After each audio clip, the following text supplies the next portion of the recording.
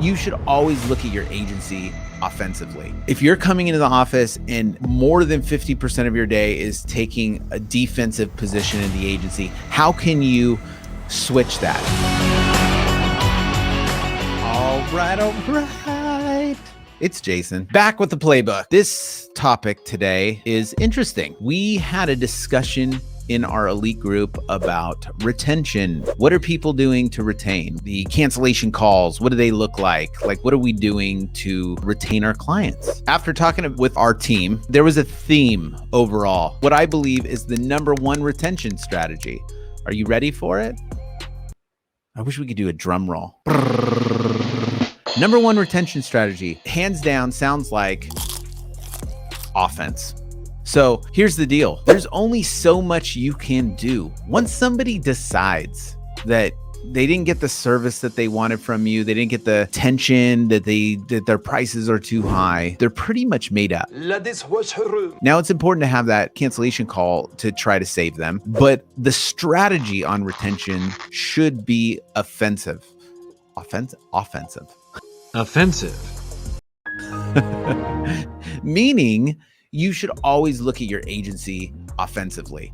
So really, it's always being proactive. It's making the onboarding process rock solid. It's constantly reaching out to your clients at certain touch points, but it's really looking at your agency in an offensive way. So bringing people, like we talked about a couple weeks ago, having the marketing first approach is constantly driving forward. I know this. I think the best way to explain this is, those agents that don't have many sales, they get caught on the cycle of trying to retain every single client, even the ones that are a pain, right?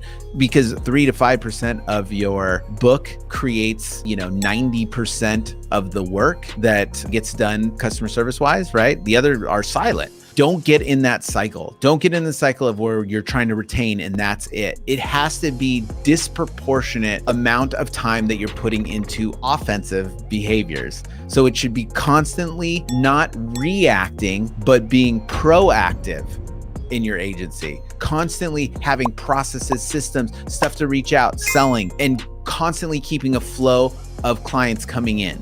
And constantly doing something to ascend them, right? To add on another policy, to grow their portfolio. So, and I think if you look at it that way, where if you're coming into the office and more than 50% of your day is taking a defensive position in the agency, how can you switch that? How can we change that to a 90% or maybe 80% offensive strategy instead of 80% defensive strategy? Because when you get on that cycle of just defense, it brings down the morale. It's very difficult to get out of. You need that fuel, that fire, that it's almost like, gosh, for me, it's like being alive, like to have sales and to have that team driving. It creates momentum in the agency. And I think that is key for agency growth, I think, is to have an offensive strategy rather than a defensive strategy. So that is my word for the day.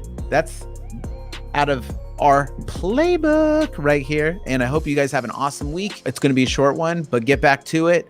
Motivate your team and just think offensively.